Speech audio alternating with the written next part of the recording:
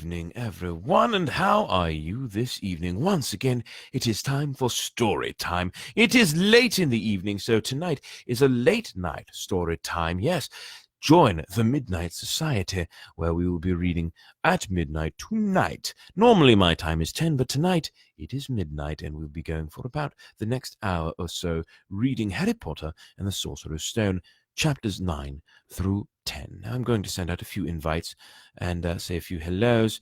Well, you know what? I'll skip the hellos. I will just send a few invites, and then we will get directly to the reading. That way, spend little time as possible drabbling on here, because obviously you're not here to hear me chatter. You're here to hear me read the story in a fun accent. So here we go. Harry Potter and the Sorcerer's Stone, chapters 9 and 10. It would probably be helpful if I pulled out the book. And here it is. I see I already have 3 listeners, and it's good to see all of you here, although 1 or 2 of you may be dropping out momentarily because you said you wouldn't listen unless I was reading Dracula. Well, fooey on Yui. Here we go. Harry Potter, chapters 9 and 10. Chapter 9, The Midnight Duel. Harry had never believed he would meet a boy he hated more than Dudley, but that was before he met Draco Malfoy. Still, first-year Gryffindors only had potions with the Slytherins, so they didn't have to put up with Malfoy much, or at least they didn't until they spotted unnoticed, pinned up in the Gryffindor common room that made them all groan. Flying lessons would be starting on Thursday, and Gryffindor and Slytherin would be learning together. Typical, said Harry darkly. Just what I always wanted, to make a fool of myself on a broomstick in front of Malfoy. He had been looking forward to learning to fly more than anything else. You don't know what you'll make a fool of yourself? You don't know that you'll make a fool of yourself, said Ron, reasonably. Anyway, I know Malfoy's always going on about how good he is at Quidditch, but I bet that's all talk. Malfoy certainly did talk about flying a lot. He complained loudly about first years never getting on the house Quidditch team and told long, boastful stories that always seemed to end with him narrowly escaping muggles in helicopters. Helicopters, that sounds like a good fun time. He wasn't the only one, though. The way Seamus Finnegan told it, he'd spent most of his childhood zooming around the countryside on his broomstick. Even Ron would tell anyone who'd listen about the time he'd almost hit a hang glider on Charlie's old broom. Everyone from wizarding families talked about Quidditch constantly. Ron had already had a big argument with Dean Thomas, who shared their dormitory, about soccer. Ron couldn't see what was exciting about a game with only 1 ball where no one was allowed to fly. Harry had caught Ron prodding Dean's poster of West Ham's soccer team, trying to make the players move. Neville had never been on a broomstick in his life because his grandmother had never let him near one. Privately, Harry felt she'd had good reason, because Neville managed to have an extraordinary number of accidents, even with both feet on the ground. Hermione Granger was almost as nervous about flying as Neville was. This was something you couldn't learn by heart out of a book, not that she hadn't tried. At breakfast on Thursday, she bored them all stupid with flying tips she'd gotten out of a library book called Quidditch Through the Ages. Neville was hanging on to her every word, desperate for anything that might help him hang on to the broomstick later, but everybody else was pleased when Hermione's lecture was interrupted by the arrival of the mail. Harry hadn't had a single letter since Hagrid's note, something that Malfoy had been quick to notice, of course. Malfoy's eagle owl was always bringing him packages of sweets from home, which he opened gloatingly at the Slytherin table. A barn owl brought Neville a small package from his grandmother. He opened it excitedly and showed them a glass ball the size of a large marble, which seemed to be full of white smoke. "It's a remembrall," he explained. "Gran knows I forget things. This tells you if there's something you've forgotten to do. Look, you hold it tight like this and it turns red." Oh. His face fell because the remembrall had suddenly glowed scarlet. "You've forgotten something." Neville was trying to remember what he'd forgotten when Draco Malfoy, who was passing the Gryffindor table, snatched the remembrall out of his hand. Harry and Ron jumped to their feet. They were half hoping for a reason to fight Malfoy, but Professor McGonagall, who could spot trouble quicker than any teacher in the school, was there in a flash. "What's going on?" "Malfoy's got my remembrall, Professor." Scowling, Malfoy quickly dropped the remembrall back on the table. "Just looking," he said, and he sloped away with Crabbe and Goyle behind him. At 3:30 afternoon, Harry, Ron, and the other Gryffindors hurried down the front steps onto the grounds for their first flying lesson. It was clear, breezy day, and the grass rippled under their feet as they marched down the sloping lawns toward a smooth, flat lawn on the opposite side of the grounds to the forbidden forest, whose trees were swaying darkly in the distance. The Slytherins were already there, and so were 20 broomsticks lying in neat lines on the ground. Harry had heard Fred and George Weasley complain about the school brooms, saying that some of them started to vibrate if you flew too high, or always flew slightly to the left. Their teacher, Madame Hooch, arrived. She had short, grey hair and yellow eyes like a hawk. "Well, what are you all waiting for?" she barked. "Everyone stand by a broomstick. Come on, hurry up." Harry glanced down at his broom. It was old, and some of the twigs stuck out at odd angles.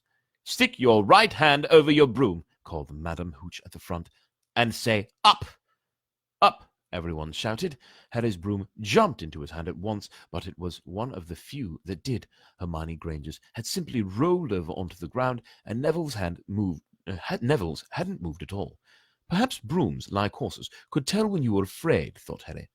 There was a quaver in Neville's voice that said only too clearly that he wanted to keep his feet on the ground. Madame Hooch then showed them how to mount their brooms without sliding off the end, and walked up and down the rows, correcting their grips.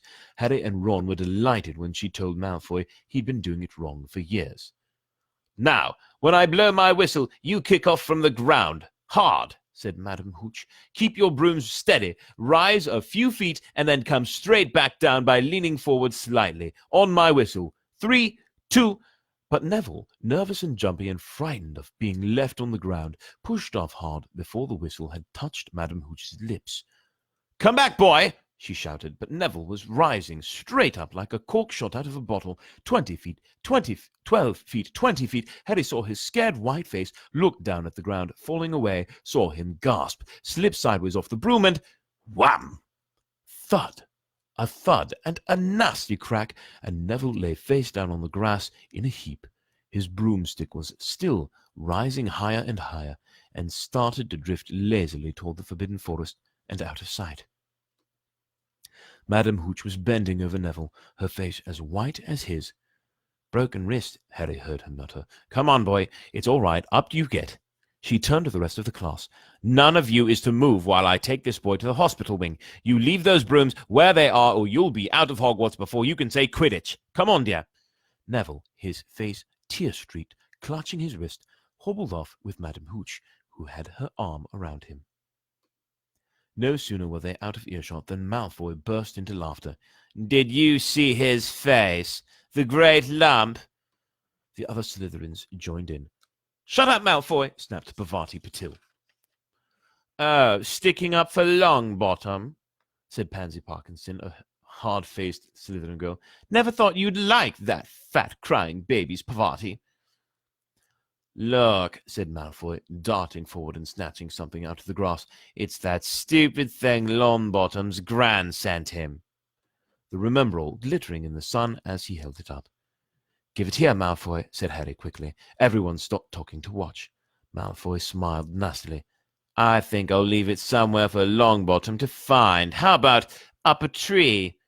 "Give it here," Harry yelled, but Malfoy had leapt onto his broomstick and taken off. He hadn't been lying. He could fly well. Hovering level with the topmost branches of an oak, he called, "Come and get it, Potter." Harry grabbed his broom. "No!" shouted Hermione Granger. "Madame Hooch told us not to move. You'll get all of us into trouble." Harry ignored her. Blood was pounding in his ears. He mounted the broom and kicked hard against the ground, and up he soared. Air rushed through his hair, and his robes whipped out behind him. And in the rush of fierce joy, he realized he'd found something he could do without being taught. This was easy. This was wonderful. He pulled his broom up a little to take it even higher, and heard screams and gasps of girls back on the ground, an admiring whoop from Ron. He turned his broomstick sharply to face Malfoy in midair. Malfoy looked stunned. "Give it here," Harry called, "or I'll knock you off that broom." "Oh, yeah," said Malfoy, trying to sneer, but looking worried. Harry knew somehow what to do. He leaned forward and grasped the broom tightly in both hands, and it shot toward Malfoy like a javelin. Malfoy only just got out of the way in time. Harry made a sharp about-face and held the broom steady. A few people below were clapping. "No Crabbe and Goyle up here to save your neck, Malfoy," Harry called. The same thought seemed to have struck Malfoy. "Catch it if you can, then," he shouted, and he threw the glass ball high into the air and streaked back toward the ground. Harry saw, as though in slow motion, the ball rise up in the air and then start to fall. He leaned forward and pointed his broom handle down. Next second, he was gathering speed in a steep dive, racing the ball. Wind whistled in his ears, mingled with the screams of people watching. He stretched out his hand a foot from the ground. He caught it just in time to pull his broom straight, and he toppled gently onto the grass with the remembrall clutched safely in his fist. "Harry Potter!" His heart sank faster than he'd just dived. Professor McGonagall was running toward them. He got to his feet, trembling. "Never in all my time at Hogwarts!" Professor McGonagall was almost speechless with shock, and her glasses flashed furiously. "How dare you! Might have broken your neck!" "It was his fault, Professor." "Be quiet, Miss Patil." "But Malfoy—" "That's enough, Mr. Weasley. Potter, follow me now." Harry caught sight of Malfoy, Crabbe, and Goyle's triumphant faces as he left, walking numbly in Professor McGonagall's wake as she strode toward the castle. He was going to be expelled. He just knew it. He wanted to say something to defend himself, but there seemed to be something wrong with his voice. Professor McGonagall was sweeping, along without even looking at him. He had to jog to keep up. Now he'd done it.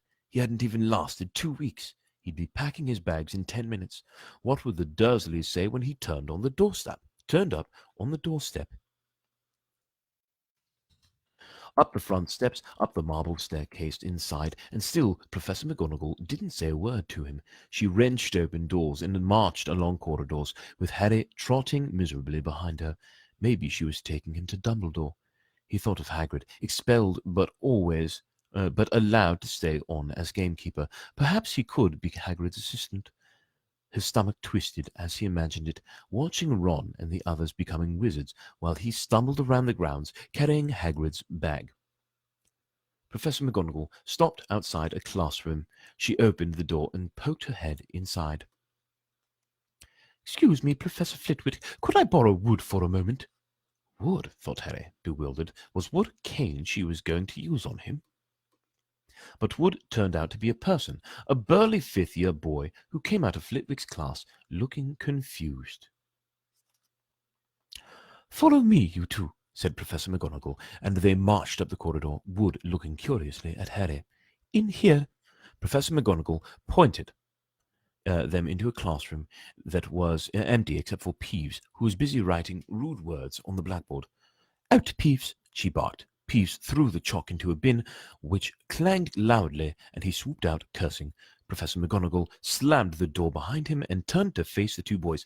"Potter, this is Oliver Wood. Wood, I found you a cigar." Wood's expression changed from puzzlement to delight. "Are you serious, Professor?" "Absolutely," said Professor McGonagall crisply. "The boy's a natural. I've never seen anything like it." "What was it? Was that your first time on a broomstick, Potter?" Harry nodded silently. He didn't have a clue what was going on, but he didn't seem to be being expelled, and some of the feeling started coming back to his legs. "He caught that thing in his hand after a 50-foot dive," Professor McGonagall told Wood. "Didn't even scratch himself. Charlie Weasley couldn't have done it." Wood was now looking as though all his dreams had come true at once. I do like Wood. Oliver Wood. He's a good character. I like him, yes. Ever seen a game of Quidditch, Potter? He asked excitedly. Wood's captain of Gryffindor's team, Professor McGonagall explained. He's just the build for a seeker too, said Wood, now walking around Harry and staring at him. Light, speedy. We'll have to get him a decent broom, Professor. A Nimbus 2000 or a clean sweep 7, I'd say. I shall speak to Professor Dumbledore and see if we can't bend the first-year rule. Heaven knows we need a better team than last year. Flattened in that last match by Slytherin, I couldn't look Severus Snape in the face for weeks. Professor McGonagall peered sternly over her glasses at Harry. I want to hear your training hard, Potter, or I may change my mind about punishing you. Then she suddenly smiled. Your father would have been proud, she said. He was an excellent Quidditch player himself. You're joking! It was dinner time. Harry had just finished telling Ron what had happened when he'd left the grounds with Professor McGonagall. Ron had a piece of steak and kidney pie halfway in his mouth, but he'd forgotten all about it. Seeker! He said. But first years never! You must be the youngest house player in about a century, said Harry Potter, shoveling pie into his mouth. He felt particularly hungry after the excitement of the afternoon. Wood told me. Ron was so amazed, so impressed, he just sat and gaped at Harry. I start training next week, said Harry. Only don't tell anyone. Wood wants to keep it a secret.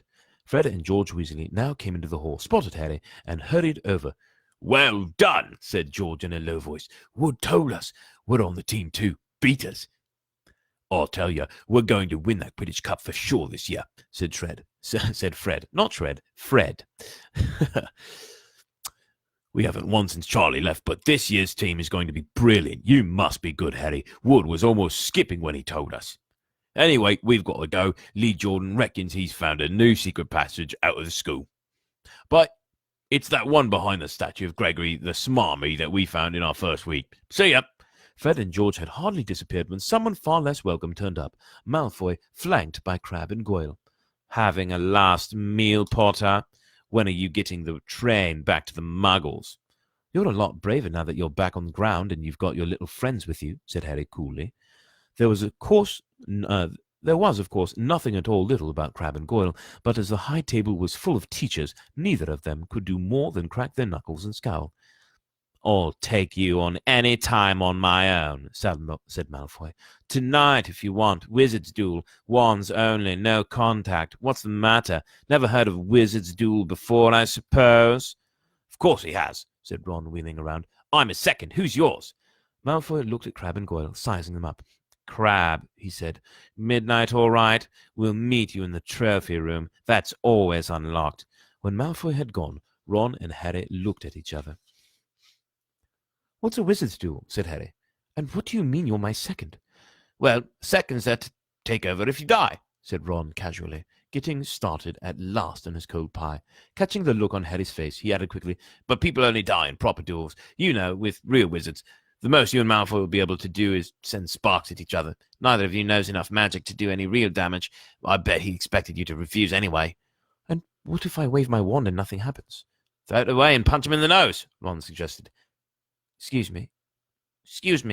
They both looked up. It was Hermione Granger. Can't a person eat in peace in this place? Said Ron. Hermione ignored him and spoke to Harry. I couldn't help but overhear what you and Malfoy were saying. Bet you could, Ron muttered. And you mustn't go wandering around the school at night. Think of the points you'll lose Gryffindor if you're caught.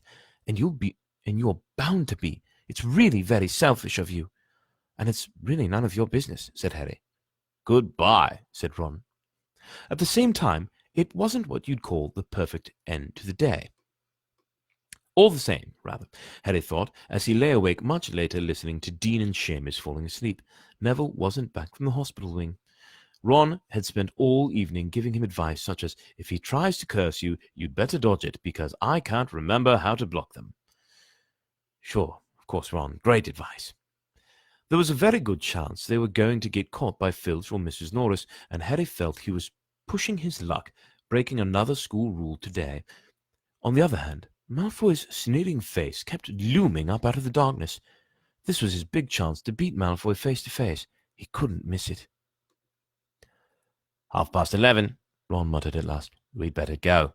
They pulled on their bathrobes, picked up their wands, and crept across the tower room, down the spiral staircase, and into the Gryffindor common room. A few embers were still glowing in the fireplace, turning all the armchairs into hunched black shadows. They had almost reached the portrait hall when a voice spoke from the chair nearest them. I can't believe you're going to do this, Harry. A lamp flickered on. It was Hermione Granger, wearing pink bathrobe and frown. You, said Ron furiously. Go back to bed.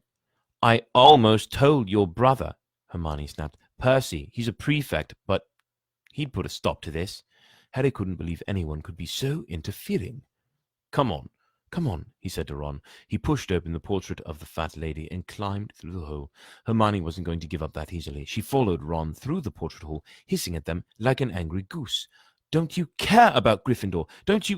Do you only care about yourselves? I don't want Slytherin to win the House Cup, and you'll lose all the points I got from Professor McGonagall for knowing about switching spells. Go away. All right, but I warned you. You just remember what I said when you're on the train home tomorrow. You're so... But what they were, they didn't find out. Hermione had turned to the portrait of the fat lady to get back inside and found herself facing an empty painting. The fat lady had gone on a nighttime visit, and Hermione was locked out of Gryffindor Tower. Now what am I going to do? That's your problem, said Ron. We've got to go. We're going to be late. Well, that's your problem. They hadn't even reached the end of the corridor when Hermione caught up with them. I'm coming with you, she said. You are not?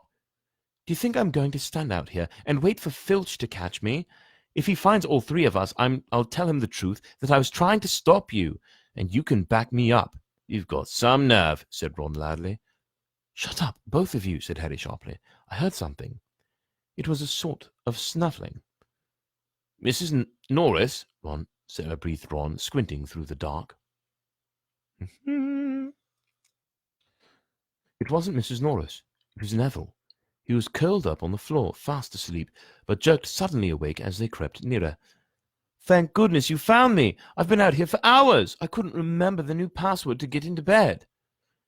Keep your voice down, Neville. The password's pig snout, but it won't help you now. The fat lady's gone off somewhere. How's your arm? Said Harry. Fine, said Neville, showing them. Madame Pomfrey mended it in about a minute. Good. Well, look, Neville, we've got to be somewhere. We'll see you later. Don't leave me, said Neville, scrambling to his feet. I don't want to stay here alone. The bloody Baron's been past twice already. Ron looked at his watch, then glared furiously at Hermione and Neville. If either of you get us caught, I'll never rest until I've learned that curse of the bogies Quirrell told us about and use it on you. Hermione opened her mouth, perhaps to tell Ron exactly how to use the curse of the bogies, but Harry hissed at her to be quiet and beckoned them all forward. They flitted along corridors, striped with bars of moonlight from the high windows. At every turn, Harry expected to run into Filch or Mrs. Norris, but they were lucky. They sped up a staircase to the third floor and tiptoed toward the trophy room. Malfoy and Crabbe weren't there yet. No, they weren't. The crystal trophy cases glimmered where the moonlight caught them. Cups, shields, plates, and statues winked silver and gold in the darkness. They edged along the walls, keeping the eyes on the doors at either end of the room. Harry took out his wand in case Malfoy leapt in and started at once. The minutes crept by. He's late. Maybe he's chickened out, Ron whispered.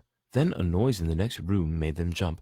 Harry had only just raised his wand when they heard someone speak, and it wasn't Malfoy. Sniff around, my sweet. They might be lurking in the corner. It was Filch speaking to Mrs. Norris. Horror-struck, Harry waved madly at the other three to follow him as quickly as possible. They scurried silently toward the door, away from Filch's voice. Neville's robes had barely whipped around the corner when they heard Filch enter the trophy room. They're in here somewhere, they heard him mutter. Probably hiding. This way, Harry mouthed to the others, and petrified, they began to creep down a long gallery full of suits of armor. They could hear Filch getting nearer. Neville suddenly let out a frightened squeak and broke into a run.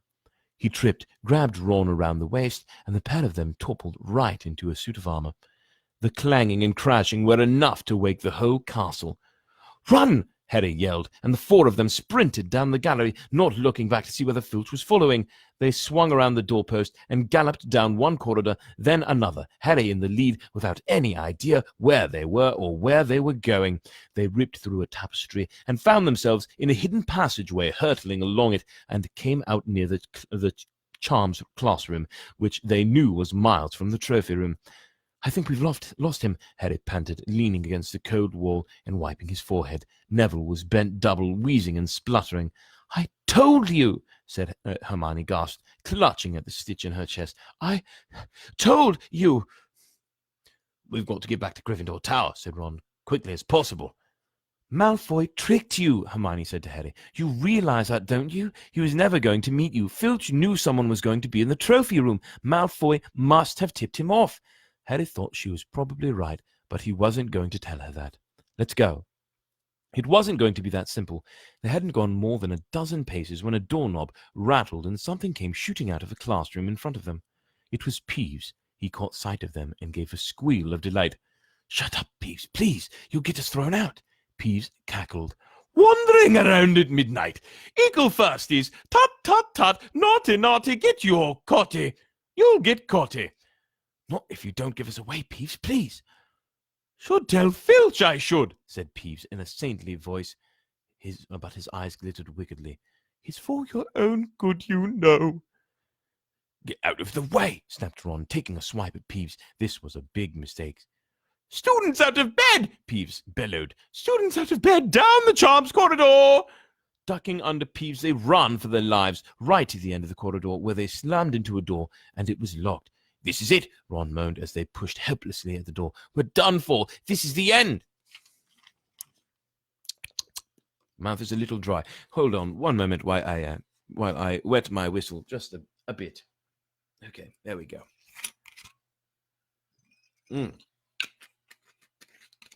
And I'd better chase it a little bit. Here we go.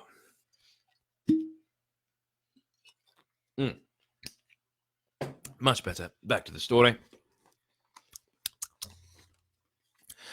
They could hear footsteps, Filch running as fast as he could toward Peeves's shouts. "Oh, move over," Hermione snarled. She grabbed Harry's wand, tapped the lock, and whispered, "Alohomora."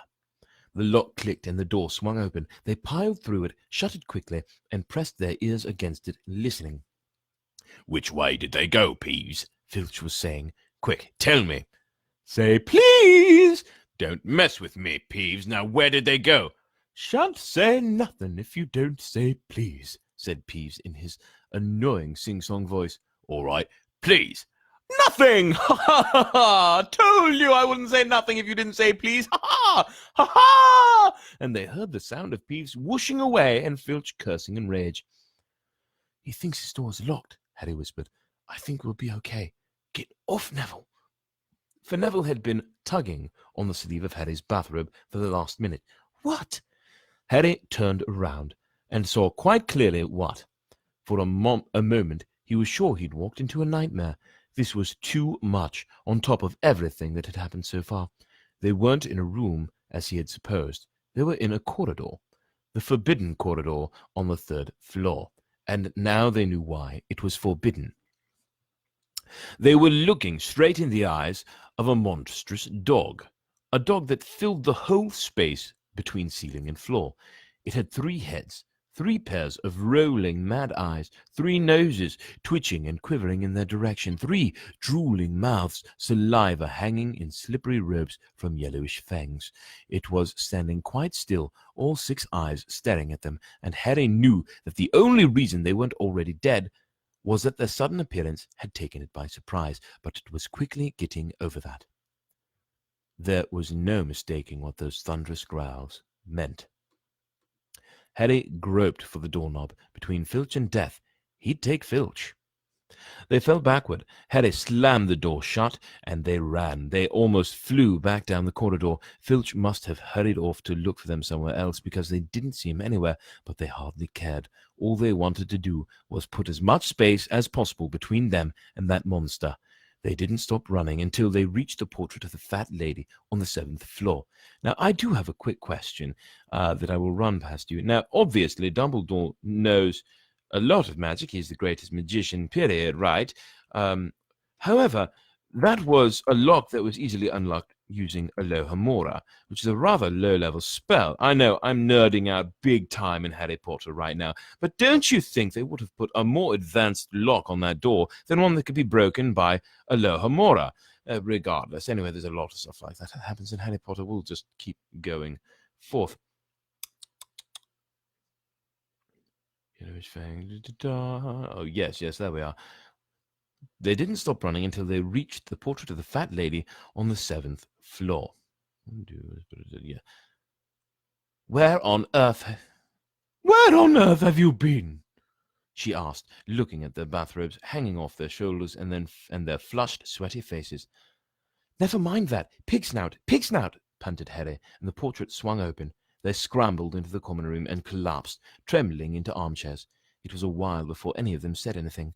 Neville indeed looked as if he'd never speak again. What do you think they're doing?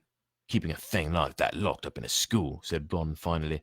If any dog needs exercise, that one does. Hermione had got both her breath and her bad temper back again.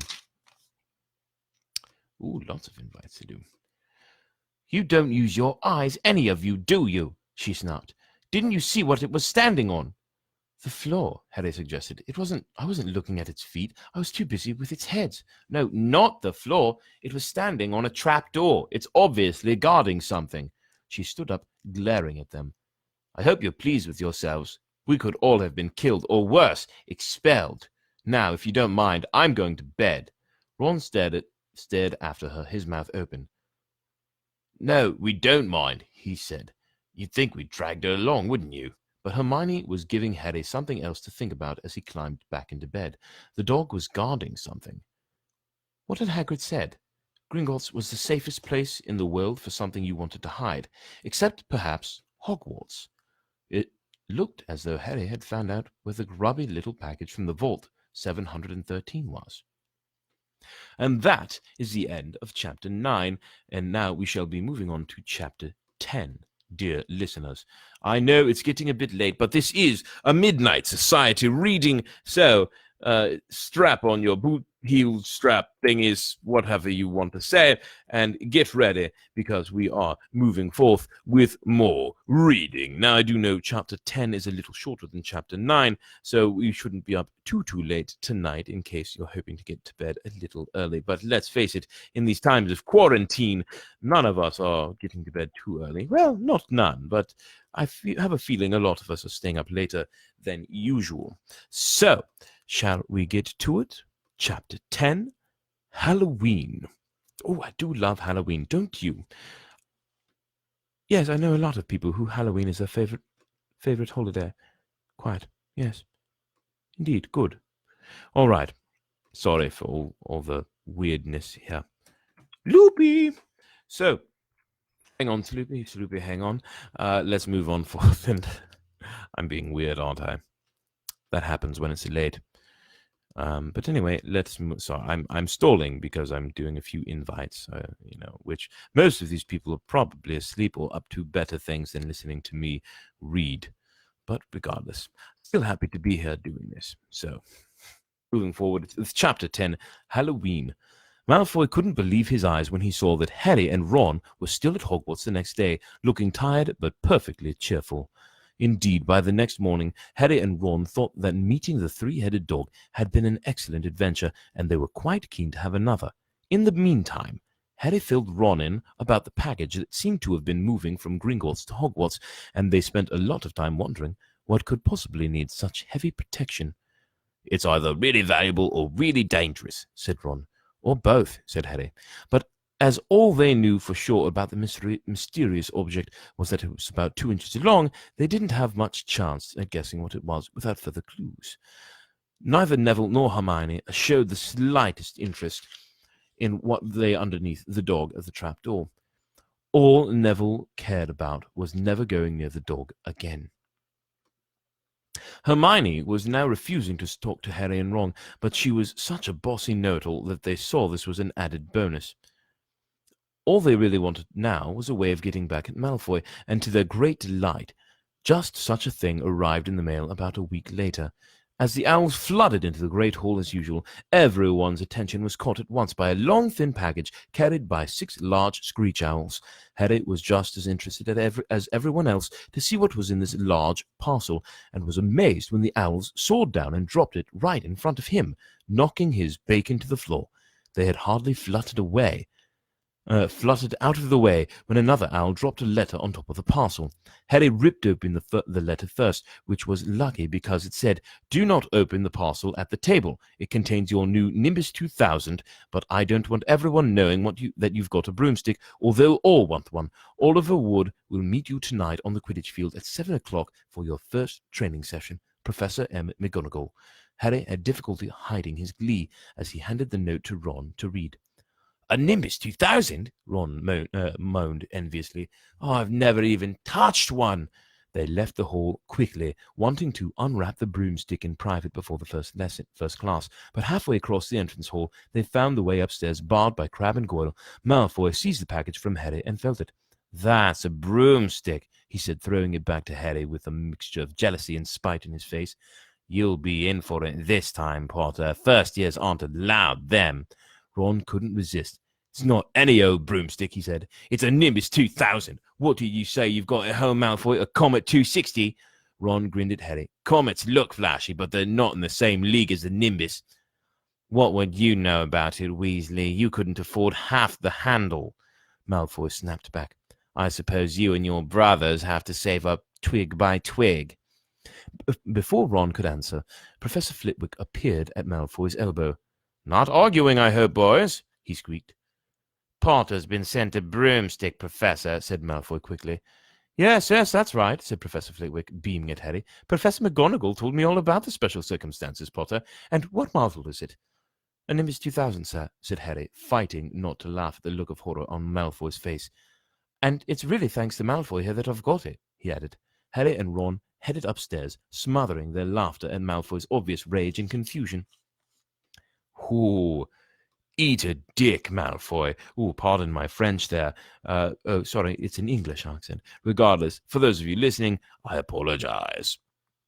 But it is 1 o'clock. Well, I will be posting this later as well. So if there are any children watching or listening, which, I mean, I doubt there are, sorry, don't use that language until you're older, you know.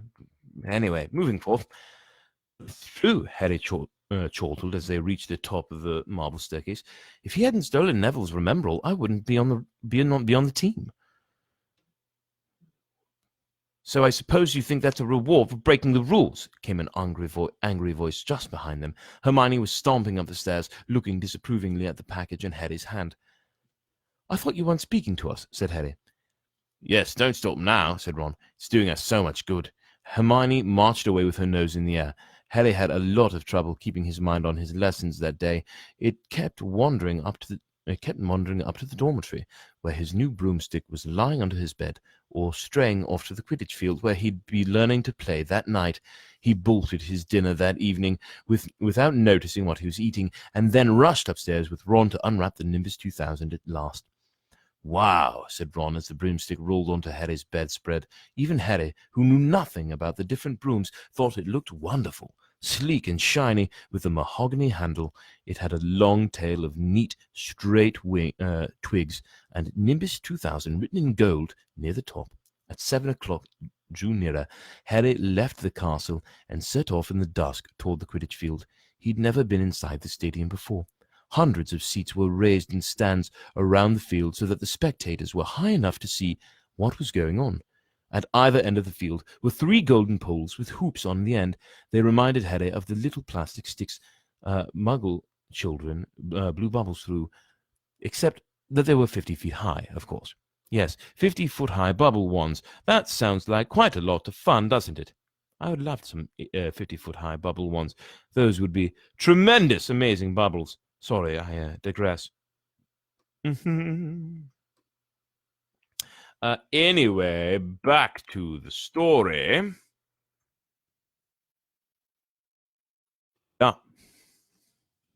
Too eager to fly again to wait for Wood, Harry mounted his broomstick and kicked off from the ground. What a feeling! He swooped in and out of the goalposts and then sped up and down the field. The Nimbus 2000 turned wherever he wanted at its highest touch, at his lightest touch. "Hey, Potter, come down!" Oliver Wood had arrived. He was carrying a large wooden crate under his arm. Harry landed next to him. "Very nice," said Wood, his eyes glinting. "I see what McGonagall meant. You really are natural. I'm going to teach you the rules this evening. Then you'll be joining team practice 3 times a week." He opened the crate. Inside were 4 different-sized balls. "Right," said Wood. "Now, Quidditch is easy enough to understand, even if it's not too easy to play. There are 7 players on each side. 3 of them are called chasers." "3 chasers," Harry repeated, as Wood took out a bright red ball about the size of a soccer ball. "This ball's called the quaffle," said Wood. "The chasers throw the quaffle to each other and try to get it through one of the hoops to score a goal. 10 points every time the quaffle goes through one of the hoops. Follow me." "The chasers throw the quaffle and put it through the hoops to score," Harry recited. "So that's sort of like basketball on broomsticks with 6 hoops, isn't it?" "What's basketball?" said Wood curiously. "Never mind," said Harry quickly. "Now, there's another player on each side who's called the keeper. I'm keeper for Gryffindor. I have to fly around our hoops and stop the other team from scoring." 3 chasers, 1 keeper," said Harry, who was determined to remember it all. "And they play with the quaffle. Okay, got that. So what are they for? What are they for?" He pointed at the 3 balls left inside the box. "I'll show you," said Wood. "Take this." He handed Harry a small club, a bit like a short baseball bat. "I'm going to show you what the bludgers do," Wood said. "These 2 are the bludgers." He showed Harry 2 identical balls, jet black and slightly smaller than the red quaffle. Harry noticed they seemed to be straining to escape the straps holding them inside the box. At once, the black... "Stand back," Wood warned Harry. He bent down and freed one of the bludgers.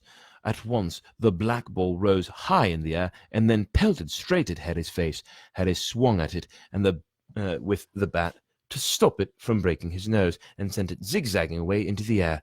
It zoomed around their heads and then shot at Wood, who dived on top of it and managed to pin it to the ground. "See?" Wood panted, forcing the struggling bludger back into the crate and strapping it down safely. "The bludgers rocket around trying to knock players off their brooms. That's why you have 2 beaters on each team. The Weasley twins are ours. It's their job to protect their side from the bludgers and try and knock them toward the other team. So, think you've got all that?" 3 chasers try and score with the quaffle. The keeper guards the goalposts. The beaters keep the bludgers away from their team. Harry reeled off. "Very good," said Wood. Have the bludgers ever killed anyone?" Harry asked, hoping he sounded offhand.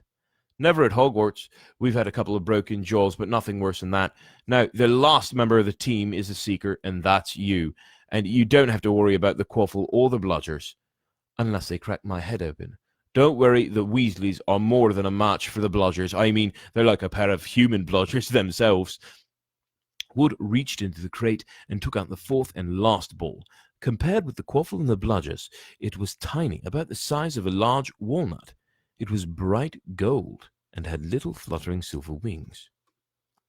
"This," said Wood, "is the golden snitch, and it's the most important ball of the lot.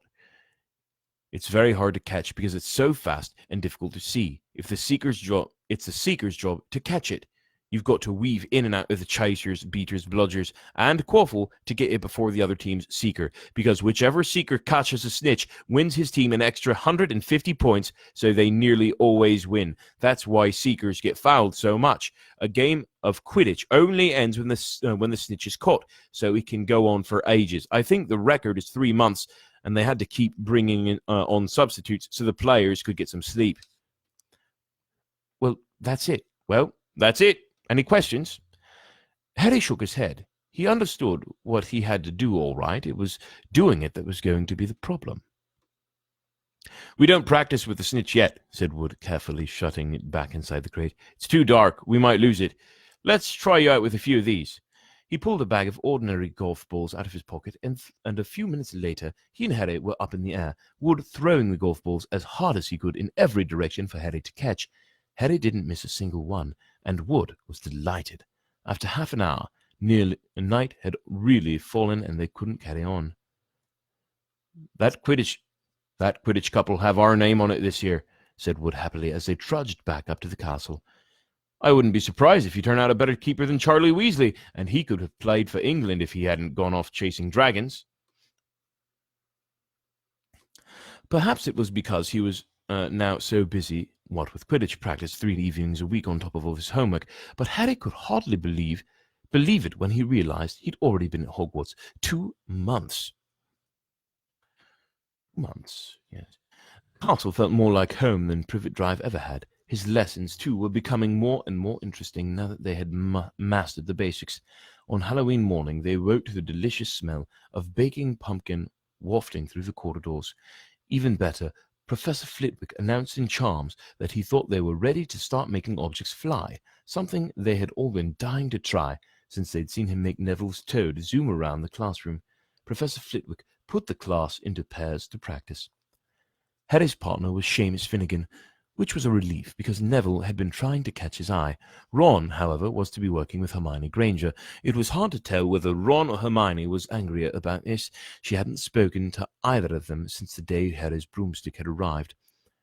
Now, said, don't forget that nice wrist movement we've been practicing, squeaked Professor Flitwick, perched on top of the pile of books as usual. Swish and flick. Remember, swish and flick. And saying the magic words properly is very important too. Never forget Wizard Barufio, who said S instead of F and found himself on the floor with a buffalo on his chest. It was very difficult. Harry and Seamus swished and flicked, but the feather they were supposed to be sending skyward just lay on the desktop. Seamus got so impatient that he prodded it with his wand and set it on fire. Harry had to put it out with his hat. Ron, on the next table, wasn't having much more luck. Wingardium Leviosa, he shouted, waving his long arms like a windmill. You're saying it wrong, Harry heard Hermione snap. It's Wingardium Leviosa. Make the gar nice and long. You do it then if you're so clever, Ron snarled. Hermione rolled up the sleeves of her gown, flicked her wand, and said, Wingardium Leviosa. Their feather rose off the desk and hovered about 4 feet above their heads. Oh, well done, cried Professor Flitwick, clapping. Everyone see here, Miss Granger's done it. Ron was in a very bad mood by the end of the class. It's no wonder no one can stand her, he said to Harry as they pushed their way into the crowded corridor. She's a nightmare, honestly. Someone knocked into Harry, and they hurried past him. It was Hermione. Harry caught a glimpse of her face, and was starting to see that she was in tears. I think she heard you. So, said Ron, but he looked a bit uncomfortable. She must have noticed she's got no friends. Hermione didn't turn up for the next class and wasn't seen all afternoon. On their way down to the Great Hall for the Halloween feast, Harry and Ron overheard Parvati Patil telling her friend Lavender that Hermione was crying in the girls' bathroom and wanted to be left alone. Ron looked still more awkward at this, but a moment later they had entered the Great Hall, where the Halloween decorations put Hermione out of their minds.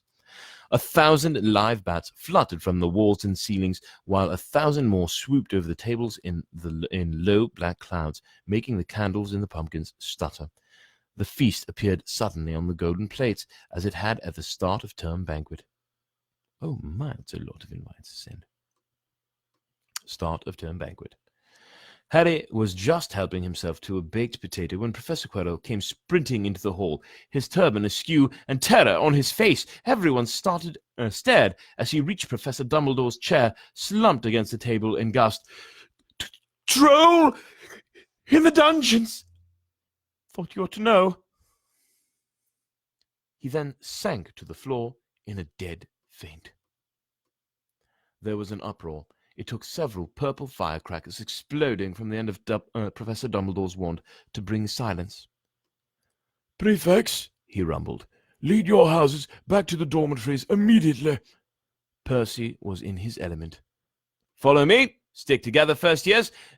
No need to fear the troll if you follow my orders. Stay close behind me now. Make way. First years come through. Excuse me, I'm a prefect. How could a troll get in? Harry asked as they climbed the stairs. Don't ask me. They're supposed to be really stupid, said Ron. Maybe Peeves let in as a Halloween joke. They passed different groups of people hurrying in different directions. As they jostled their way through a crowd of confused Hufflepuffs, Harry suddenly grabbed Ron's arm. "I've just thought. Hermione." "What about her?" "She doesn't know about the troll." Ron bit his lip. "Oh, all right," he snapped, "but Percy better not see us." Ducking down, they joined the Hufflepuffs going the other way, slipped down a deserted side corridor, and hurried off toward the girls' bathroom. They had just turned the corner when they heard quick footsteps behind them. "Percy!" hissed Ron, pulling Harry behind a large stone griffin. Peering around it, however, they saw not Percy, but Snape. He crossed the corridor and disappeared from view. "What's he doing?" Harry whispered. "Why isn't he down in the dungeons with the rest of the teachers?" "Search me."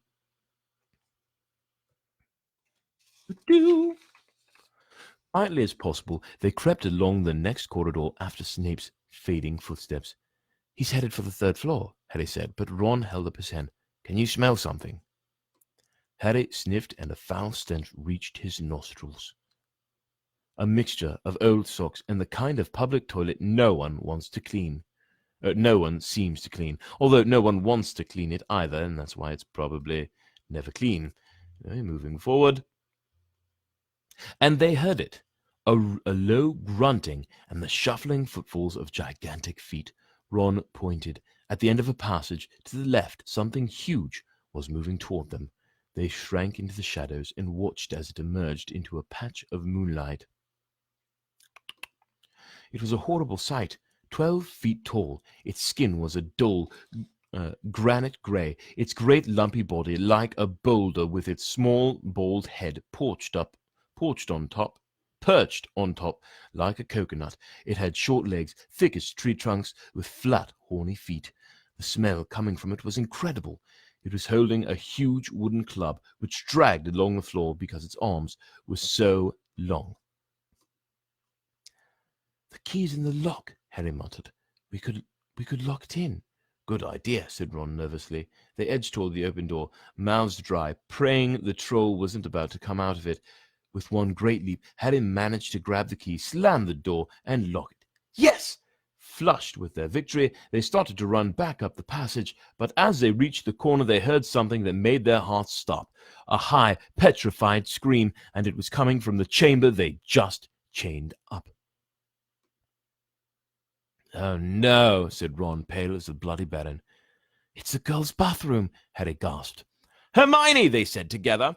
It was the last thing they wanted to do, but what choice did they have? Wheeling around, they sprinted back to the door and turned the key, fumbling in their panic. Harry pulled the door open and ran inside. Hermione Granger was shrinking against the wall opposite, looking as if she was about to faint. The troll was advancing on her, knocking the sinks off the walls as it went. "Confuse it," Harry said desperately to Ron, and seizing a tap, he threw it as hard as he could against the wall. The troll stopped a few feet from Hermione. It lumbered around, blinking stupidly to see what had made the noise. Its mean little eyes saw Harry. It hesitated, then made for him instead, lifting its club as it went. "Oi, pea-brain!" yelled Ron from the other side of the chamber, and he threw a metal pipe at it. The troll didn't even seem to notice the pipe hitting its shoulder, but it heard the yell and paused again, turning its ugly snout toward Ron instead, giving Harry time to run around it. "Come on, run, run!" Harry yelled at Hermione, trying to pull her toward the door, but she couldn't move. She was still flat against the wall, her mouth open with terror. The shouting and the echoes seemed to be driving the troll berserk. It roared again and started toward Ron, who was nearest and had no way to escape.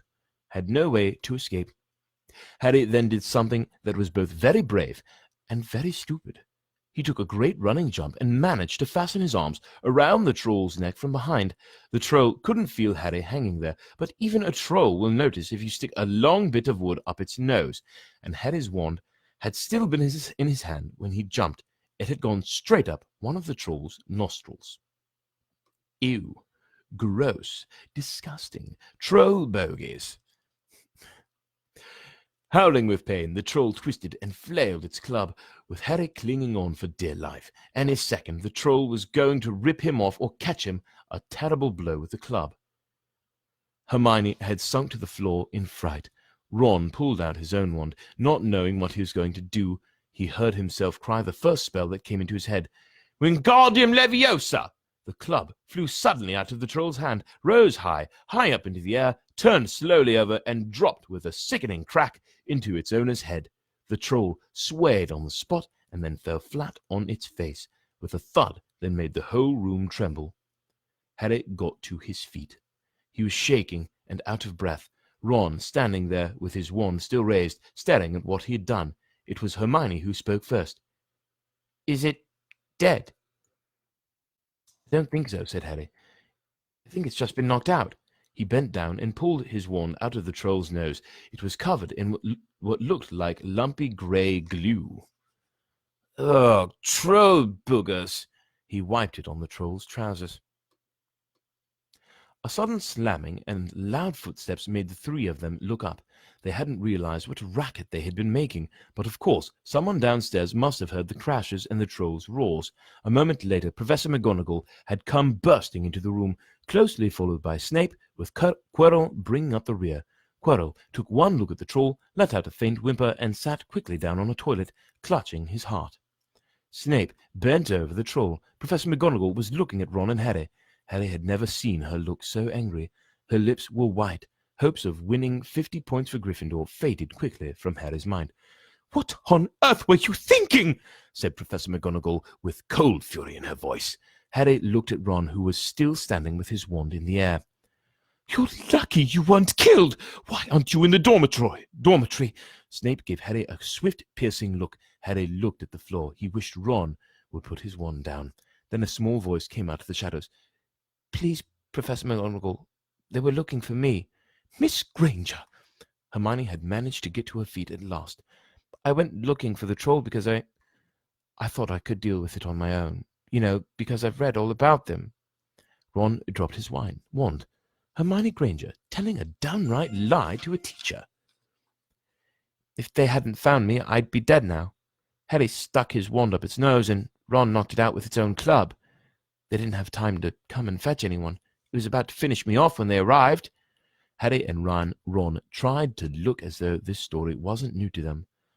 "Well, in that case," said Professor McGonagall, staring at the three of them, "Miss Granger, you foolish girl, how could you think of tackling a mountain troll on your own?" Hermione hung her head. Harry was speechless. Hermione was the last person to do anything against the rules, and here she was, pretending to get them out of trouble. It was as if Snape had started handing out sweets. "Miss Granger, 5 points will be taken from Gryffindor for this," said Professor McGonagall. "I'm very disappointed in you. If you're not hurt at all, you'd better get off to Gryffindor Tower. Students are finishing the feast in their houses." Hermione left. Professor McGonagall turned to Harry and Ron. "Well, I still say you were lucky, but not many first-years could have taken on a full-grown mountain troll. You each win Gryffindor 5 points. Professor Dumbledore will be informed of this. You may go." Yes, go they may. They hurried out of the chamber and didn't speak at all until they had climbed 2 floors up. It was a relief to be away from the smell of the troll, quite apart from anything else. "We should have gotten more than 10 points, Ron grumbled. 5, you mean, once she's taken off Hermione's. "Good of her to get us out of trouble like that," Ron admitted. "Mind you, we did save her." "She might not have needed saving if we hadn't locked the thing in with her," Harry reminded him. They had reached the portrait of the fat lady. "Pig's Snout," they said, and entered. The common room was packed and noisy. Everyone was eating the food that had been sent up. Hermione, however, stood alone by the door, waiting for them. There was a very embarrassed pause. Then, none of them looking at each other, they all said, "Thanks," and hurried off to get plates. But from that moment on, Hermione Granger became their friend. There are some things you can't share without ending up liking each other, and knocking out a 12-foot mountain troll is one of them. And that, dear listeners, is the end of Chapter 10 of Harry Potter and the Sorcerer's Stone, or as known across the pond, Harry Potter and the Philosopher's Stone. It's 1:05, which means we've made good time tonight, just under 1 hour. And I am happy to say I enjoyed my time. I hope you did as well, for those of you who are here. Oh, look, we actually got a fair amount of viewers tonight. I wasn't able to look along the whole time, but I can say hellos now. Hannah started early, and so did Mum and Joy. Good to see you guys here. Glad you are a part of it. I see Peter, Lance, I haven't talked to you in forever. I hope you're well. Julie, you as well. Ben Wartam, good. Oh, man, I miss you. I haven't seen you since we were about 3 feet tall. But yes, I hope you enjoyed whatever you stuck around for. Melina, I love you, and I'm glad you were able to join as well. Naveen, my goodness, I hope you are well, and I would love to catch up with you as well. Regina, I hope you are doing well. JP, good to see you too. And Donnie, Donnie, good to see you as well. It's been quite a while with you as well. A lot of faces here I haven't seen in quite some time, but I'm glad to see all of you were able to join in, even if just for a brief while. So good to see all of you. Much love to all of you. And for now, I'm going to bid you adieu. I am thirsty and for water right now. So I'll be up a little bit longer, not too much longer, but I figure I'm going to do a little bit of music, get a little something to drink, water, because I'm really thirsty, and then officially call tonight. So, like I said, for the evening, I bid you all adieu. Until next time, dear listeners.